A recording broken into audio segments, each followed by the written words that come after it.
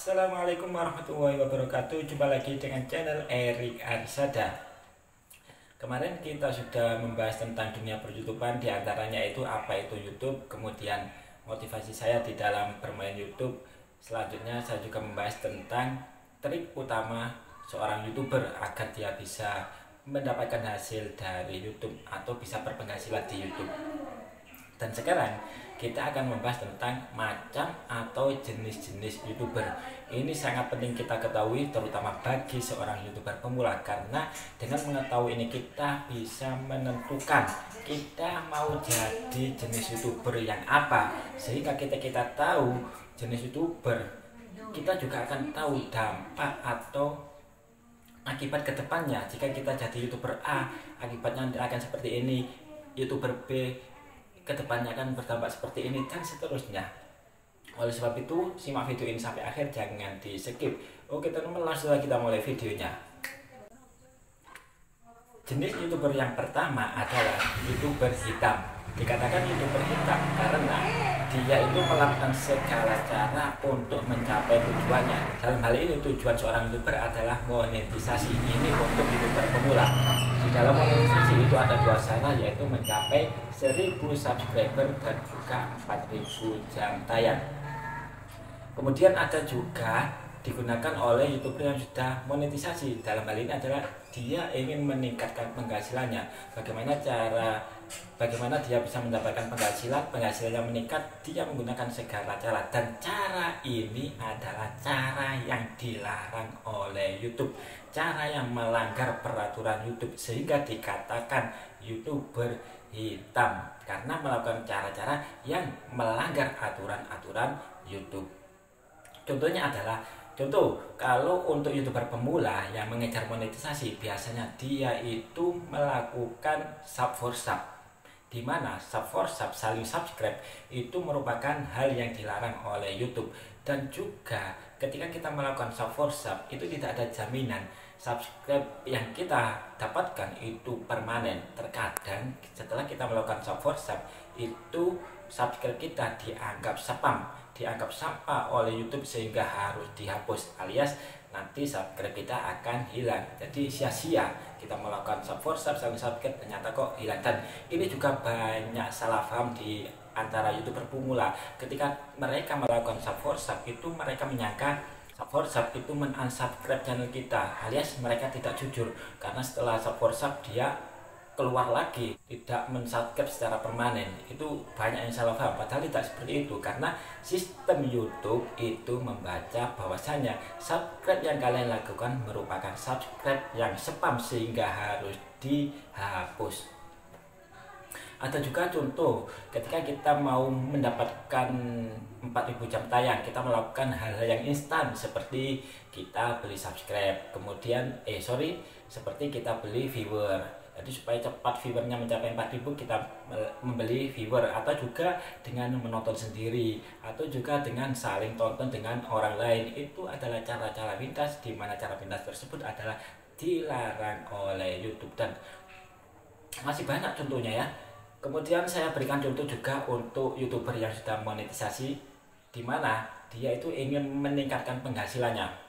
Dengan cara apa? Dengan cara yang dilarang oleh YouTube, seperti dia menonton videonya sendiri, kemudian dia menggunakan VPN untuk meningkatkan jam tayang serta penghasilannya, itu juga dilarang. Jadi pengertian dari YouTuber hitam adalah YouTuber yang menggunakan segala cara, di mana cara tersebut adalah cara yang dilarang oleh YouTube.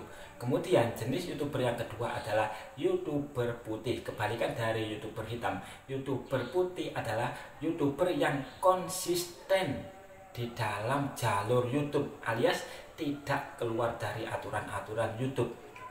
Jika kita menginginkan subscribe cepat banyak, atau memenuhi 1000 subscribe dengan cara cepat, kemudian memenuhi 4000 jam tayang secara cepat, tidak melakukan hal-hal yang instan, dia melakukan cara-cara yang diperbolehkan oleh YouTube. Caranya dia melakukan cara-cara yang dianjurkan oleh YouTube, sebagaimana contoh, dia membuat video secara konsisten, setiap hari dia upload, karena kategori YouTuber pemula, maka wajib hukumnya adalah setiap hari upload untuk mengenal supaya channel kita itu adalah channel yang aktif. Jadi YouTube nanti akan membaca bahwa channel ini adalah channel yang aktif.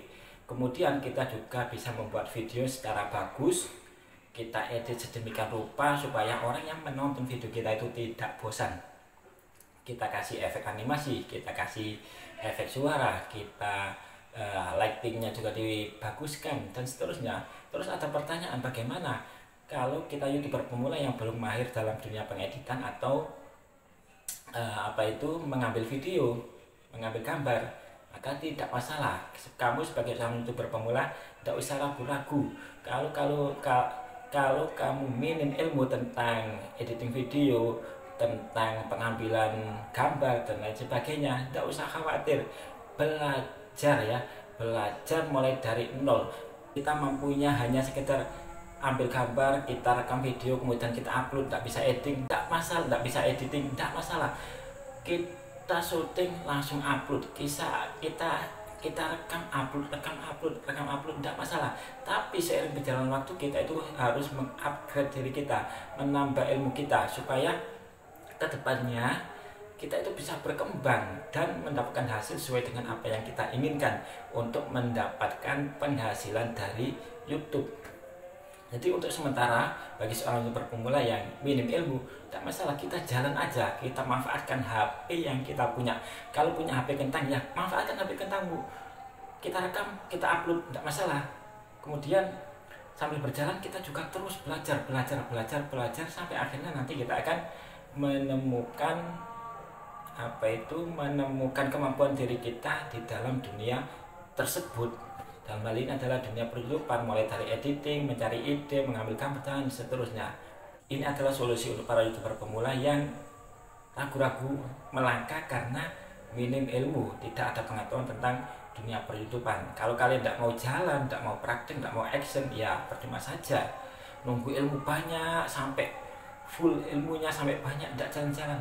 Ujung-ujungnya nanti takutnya nggak malah jalan, malah tambah bingung. Kita jalan aja, sambil jalan kita belajar. Yang penting harus semangat ya, semangat belajar, semangat upload, semangat edit, semangat konten, semangat mencari edit dan seterusnya yang kaitannya dengan dunia YouTube. Jadi YouTuber putih itu YouTuber yang berjalan di jalur YouTube, tidak melanggar peraturan-peraturan YouTube, tidak melanggar cara-cara yang dianjurkan oleh YouTube. Dan masih banyak lagi contohnya ya.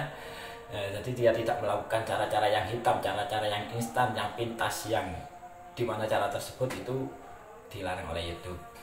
Dan jenis yang ketiga adalah YouTuber abu-abu, di mana YouTuber abu-abu ini mengkolaborasikan antara YouTuber hitam dan YouTuber putih.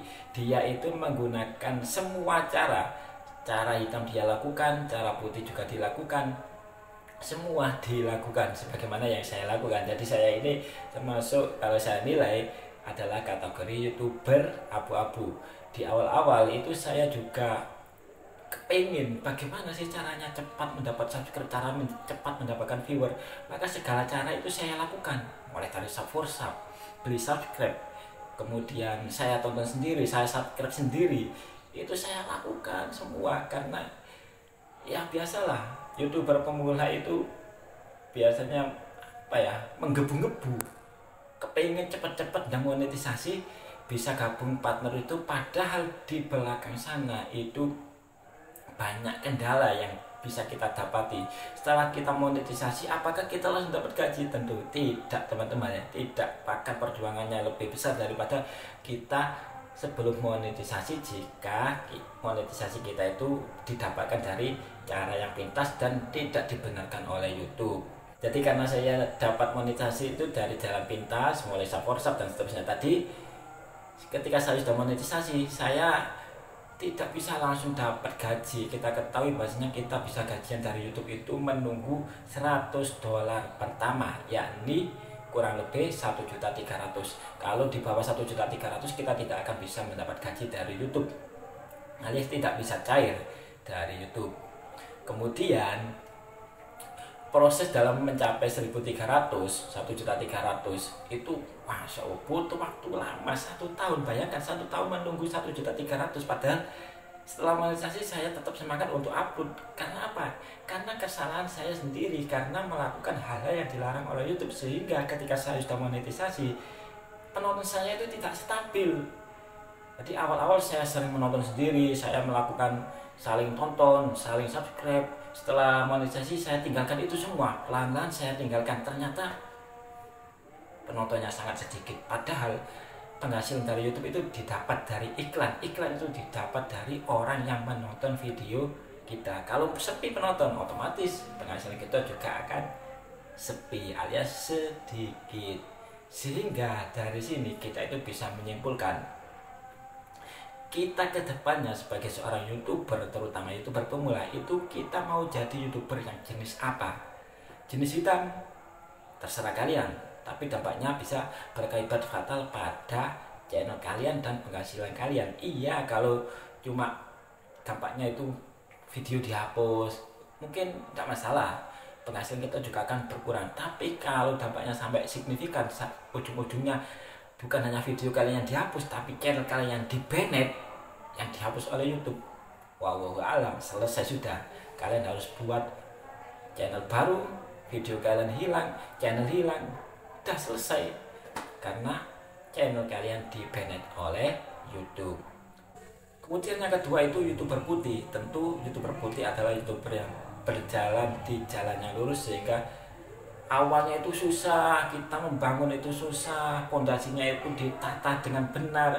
Ketika sudah monetisasi, maka untuk mencapai $100 pertama itu mudah teman-teman, mudah ya. Jadi enak kalau kita berjalan di jalan yang lurus menggunakan sistem atau jenis YouTuber putih. Kalau YouTuber abu-abu ya tengah-tengah antara hitam dan putih.